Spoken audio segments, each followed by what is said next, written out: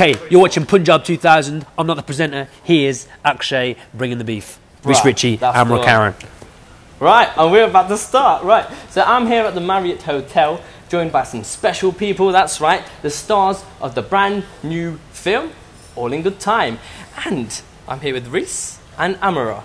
Yes, and how are you two today? Really great, actually. Well. Good, we're good, aren't we? Yes, I can tell you're looking quite cheerful, quite happy today. Yes, we've been doing a week. We've been taking the film all around the country, showing people and hearing their thoughts. So I think we're probably a little bit enthusiastic because people like it. Good, good. Usually the stars are worn out, exhausted. It's not the case here. No, we're bringing it. Still bringing the flavour. Yeah, the energy. I like it. Good it's stuff. It's energising when people enjoy the film, and Yeah. you know the reception we've been getting has been really, really good. Good stuff. Rubs off on you, doesn't it? Yeah, it does. Nice one. It does. Anyway, let's get straight to All in Good Time and tell us about your characters. Actually, Reece, if you would like to start. Well, yeah, the film is about Atul and Veena really, as well as Atul's parents, but it's kind of about them trying to consummate their marriage. They're a newly wedded couple, right. And they keep trying to. She moves into Atul's house and they're trying to do the do, if you know what I mean, without going into get saucy and all that, get a bit of spice, but it just all the pressures. They live in such a small house with his parents that you can hear everything, and everything just keeps going wrong. Yeah. So I guess my character Atul, he's quite a naive, kind, gentle kind of guy. Right. Who is living very much in his father's shadow at the beginning of the film. And the film for him is about coming of age and finding his own kind of voice in all of that. Yeah. And breaking away from the father son. Exactly. Tight-knit type thing. Yeah, exactly. Got you. And Amara, for you? I play Veena, who's a nice Gujarati girl, and she marries into this really fun-loving, warm Punjabi family. Okay. And I guess my character's journey is that I'm very optimistic. I found the man I love, and I really hope that we have a great marriage together. And I love my in-laws, but my husband has issues and problems with his parents, so it makes it quite tricky for me because I've got to adjust to what's happening in my in-laws' household. Yeah. And also it becomes kind of my problem, the problem that my husband has with his parents. Right. So it was a wonderful, wonderful character, wonderful situation. Good. And you enjoyed playing both of the characters? Yeah. I mean, it's set in Bolton as well, so we really had to take on that new accent. Yeah, and, tell me about that. I was wondering because I watched the trailer and I saw your Bolton accent. I can't do it to save my life, but give us a little. Go on, line. try. Go on, you try. teach me something because I'm rubbish. The main sound you've got to get right with Bolton is the down, brown, town sound. Town. Because they I haven't done it yet. Go on, crikey, go on. Do you know what I mean? They say brown and down and town. Brown. Yeah, you got it. Is that right? Yeah. That's not bad. Now, there's a line in the film I have to say, or Atul says, which is, all you ever do is sit there waiting to shoot me down the moment I open my mouth. The what? Yeah, exactly. The where? What? And you really have to sort of, because we wanted people from Bolton to watch this movie and believe that we were from Bolton. Otherwise, there's no point. Yeah. We went to Bolton as well when we were filming for a week to set the film in Bolton. So what did you do to prepare for the accent? Like, listen to Amir Khan, listen to Peter Kay, Vernon Kay. You listen to Maxim Peake, and so we just listened to a lot of. We went to Bolton as well, didn't we? Yeah, we spent a day around in Bolton, and we also shot in Bolton. We shot the exteriors in Bolton, and we shot all the interiors in London. So actually, there was a lot that we could draw on in terms of the sound and I'd seen the play also of the film, which was on stage at the National, and it was up and down the country at the Octagon in Bolton and the Lowry in Manchester.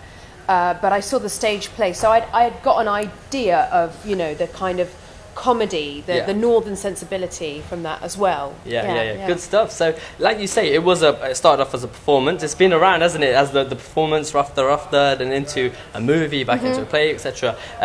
Did you feel that there was this pressure on you guys, on your heads, because you're coming in as this fresh material? I think there's always a pressure. I mean, I know what you mean, but whenever you play a part, you just want to do that part justice. Yeah. And all you can ever do, I mean, if you start thinking outside of the margins of what the writer has done, then you're kind of in the wrong territory, because it's vanity. You're thinking about what are people going to think of me, and you've always, as an actor, I think you've got to honour whatever's on the page, and that's all you should be worried. If you've got time to think about other things, you're going down the wrong road.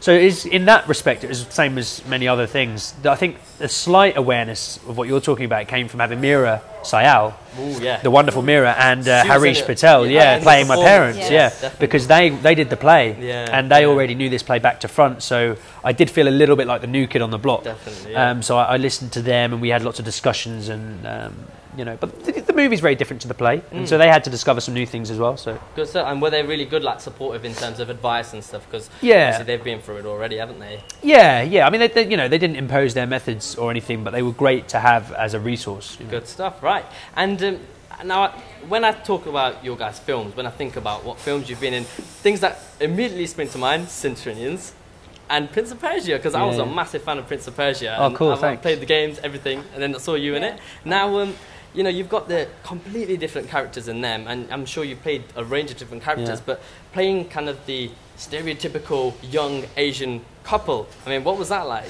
That's the thing, that they're not, I mean, it was Nigel Cole, right? He directed Calendar Girls, Made in Dagenham.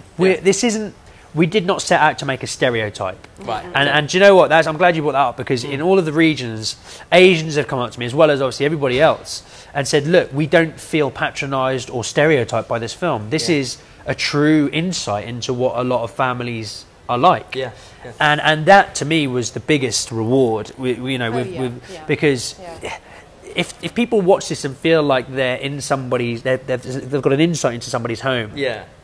As opposed to feel like we're just trying to make them laugh in a silly kind of Indian way. It's brilliant. Yeah. So. No, exactly. And did you see, Amara, did you see any of the characters in the movie that you thought, wait, that's a bit like my auntie, that's a bit like my uncle? Like, did you see characters that you related to? Absolutely, and I think that is, testament to Nigel Cole, our director, and the cast, who are all sensational. Everybody.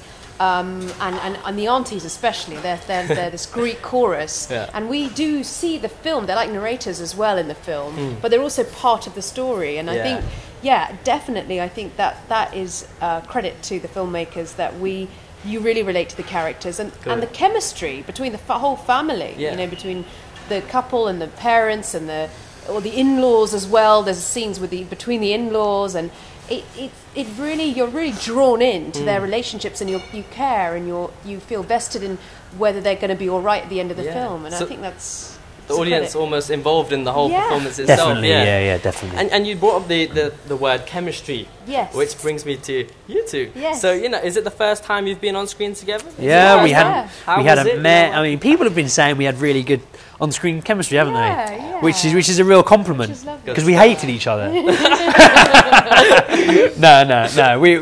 Amara was fantastic. Can you imagine? I mean, Amara was fantastic to work with, and thank you. We only had about a week leading up to the shooting of it, and our job, we are paid to make this thing look real. Yeah. So you every waking hour you spend thinking about how can we invest into these characters. So we're really pleased people believe that Atul and Veena are a newly wedded couple. Yeah. Good stuff. That's our job. So hopefully we've done our job properly.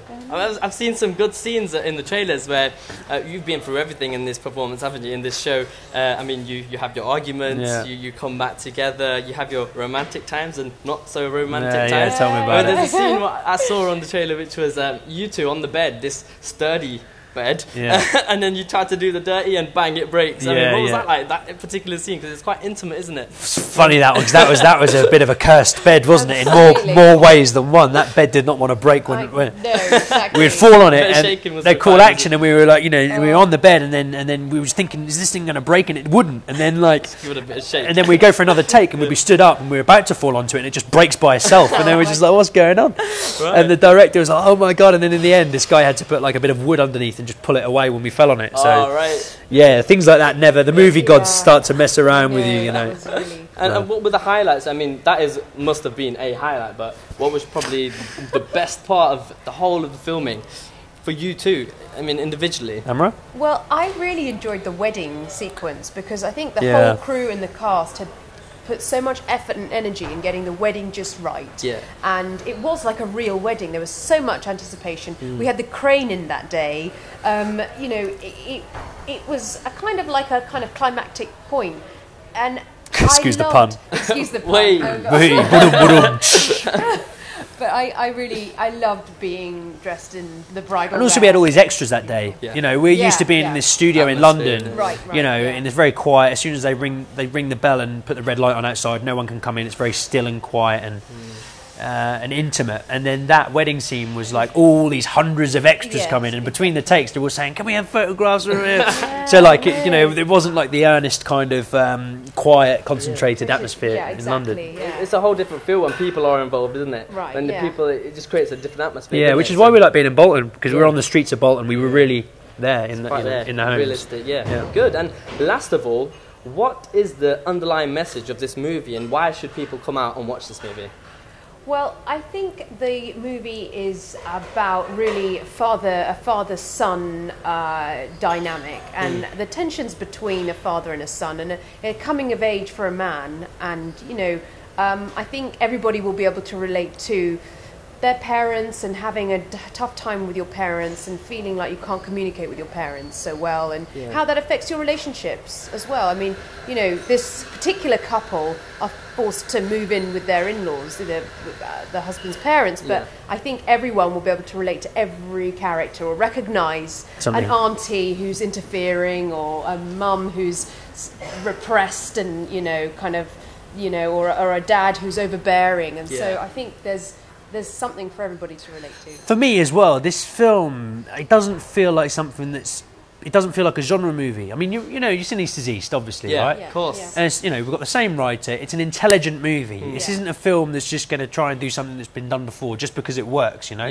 The ending in this film, by the way, is a shocker. Is it? Like, you just don't, you know, it just dares to go that extra bit, you know, and it's entertaining. And a lady said to me yesterday, she said, sometimes in films, even in films I like, she said, there's moments where I switch off and I kind of, you know, I come back. Yeah. She said she was literally the whole time was just involved. Right. It's a fun film. Good. It's a hoot, and you know, people cry, people laugh. It's brilliant. And have you seen the whole thing? Yes, several times. We haven't eaten like for about 6 weeks, so if we got a window of an hour or two, we might get something to eat while the film's on. Definitely, yeah. And what's the next step for you guys now?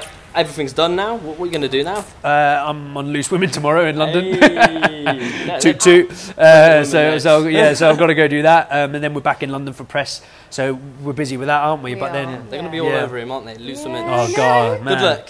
Thanks a lot. Oh, and Twitter as well, if I can tell your viewers. At AIGT movie is the movie, and if you want to follow me, I'm updating stuff, which is at Reece_Ritchie as well. Yeah. We're just keeping them all posted. Yeah, and Amara? And I have a film coming out on June the 8th called A Fantastic Fear of Everything. Very good, which is starring Simon Pegg, and it's a psychological comedy about a writer that has a nervous breakdown. Oh, wow.